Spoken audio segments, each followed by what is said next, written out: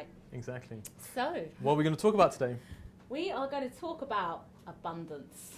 And, we live, I think, very maybe different lives from the norm. Neither of us do like the 9 to 5 thing, go home, pay the mortgage, go to a boring job.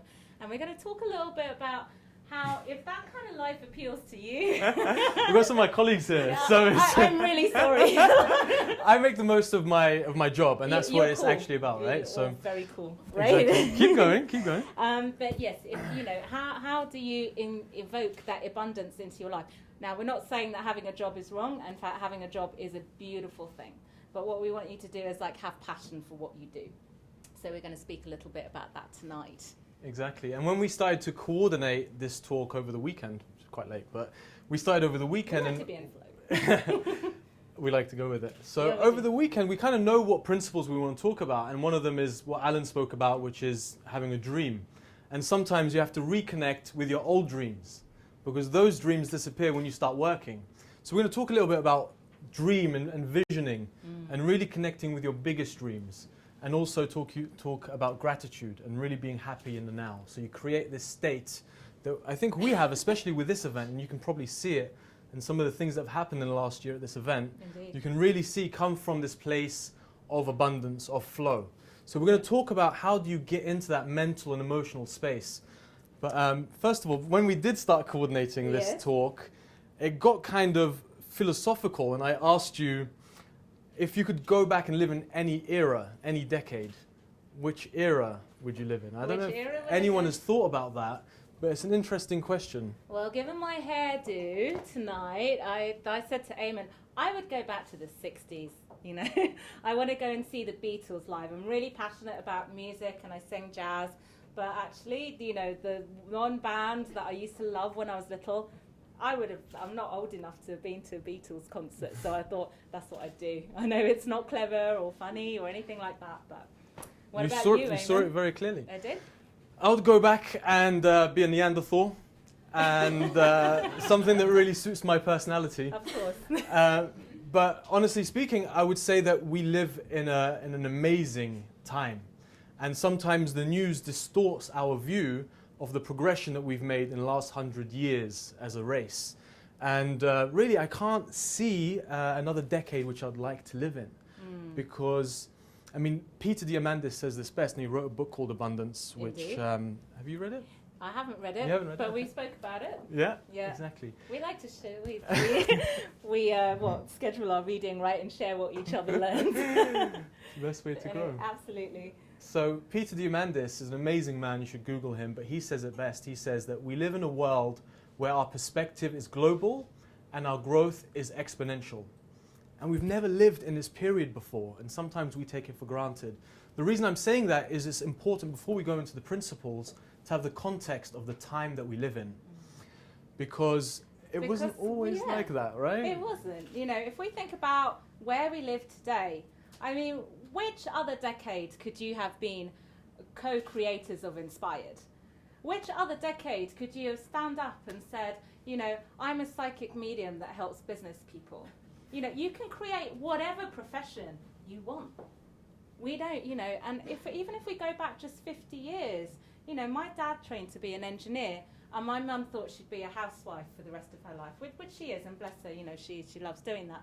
But, how lucky are we as women and as men that we can carve whatever it is we want to create? So what we encourage you to do, as we said at the top of our talk, is to really dream big.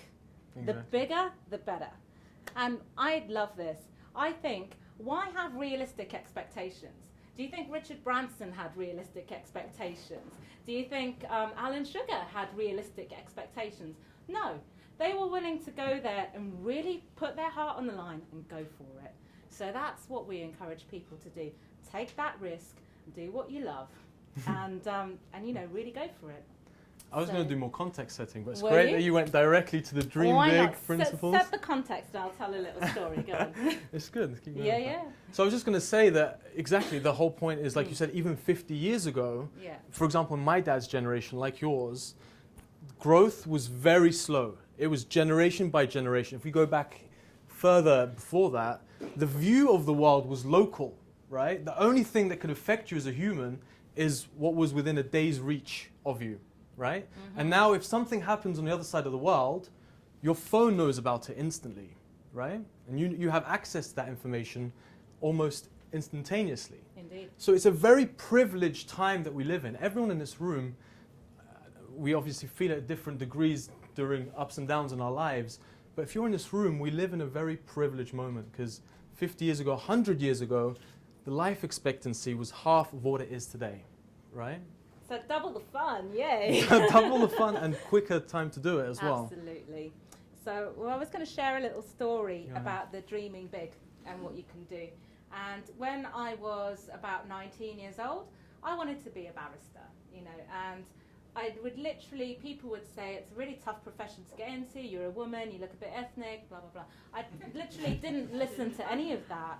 And I didn't even know about this stuff, but I'd sit in my lecture and one of my friends would say to me, oh, did you hear Dr. Thomas said only 25% of people that want to be barristers become barristers? And I'm like, no, I missed that, So what happened to me, I was willing to just think, yeah, I'll be a barrister. That's okay, easy.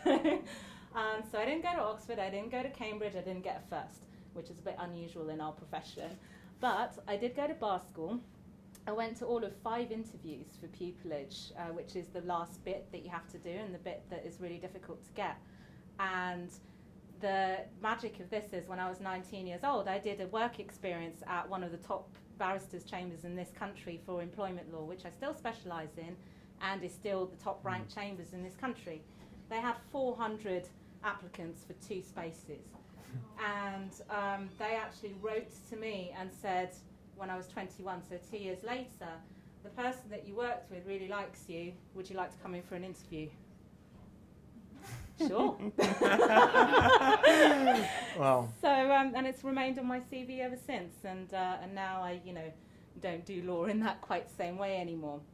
But, if you're willing to just dare to dream, if you're willing to just go for it, you'll get there. Don't know how. I mean, how was I to know that that guy would remember me from 2 years later? I didn't. But, I was willing to have the dream.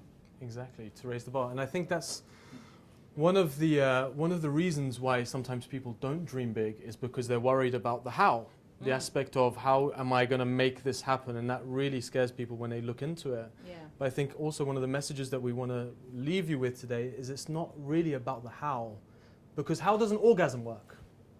Do you know how it works and all the mechanics behind it? Do you care? You don't care, you just want it. It doesn't matter, right? And it's the same.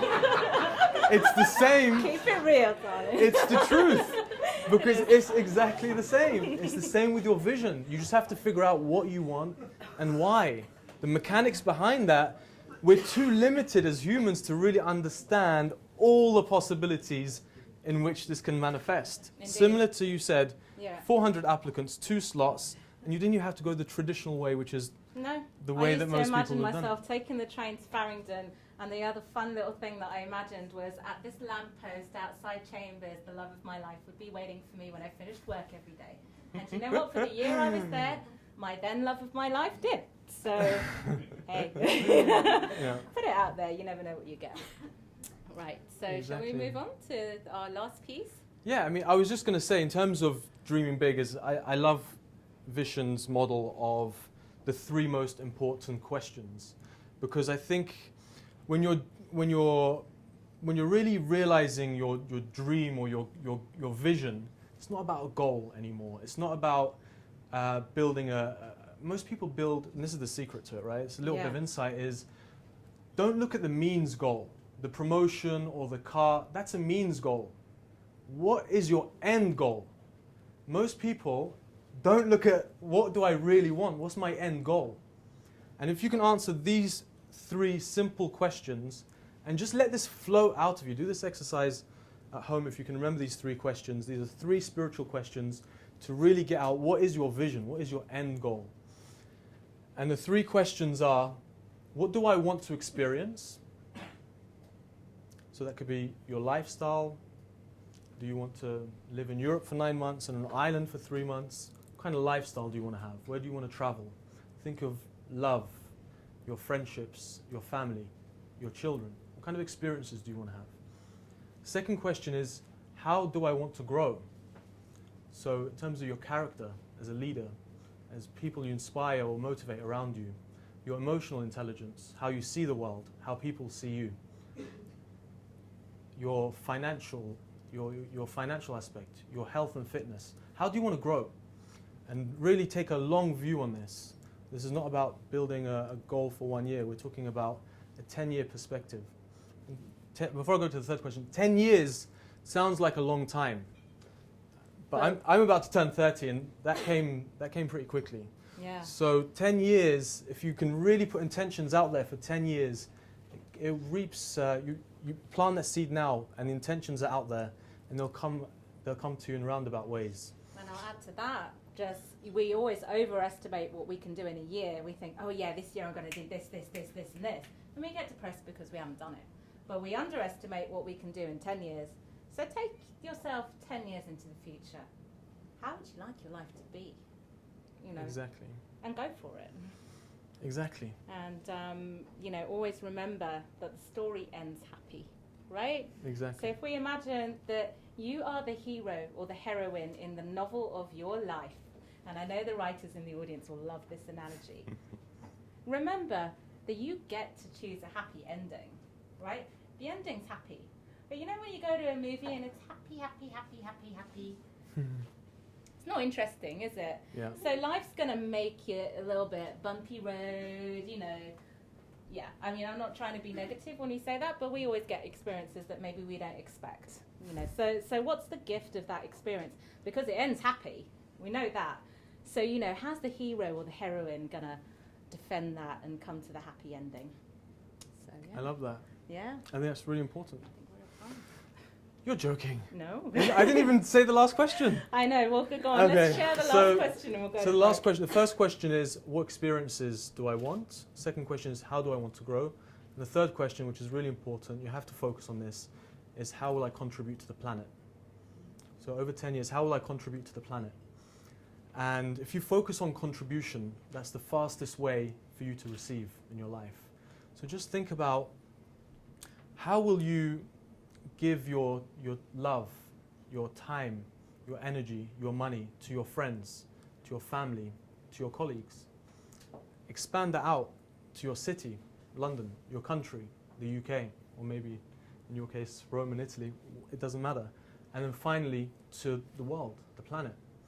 And I think we're in a very privileged place. I think Joe said it in the last event, Yes. is that we can change the world one person at a time. It's a ripple effect. If you help someone see themselves in a positive light, that person will impact the next person, and then it will just ripple from there. And remember, Superman only had one gift, which was to save the person who was dying or whatever, right? So what is your gift? Because you can save the world with that, whatever it is. So, you might not think of lawyer, consultant saving the world, but you know what? One life at a time, when I go into court, I treat those people with love, because I know they're going through difficulties. So what can I do to help them?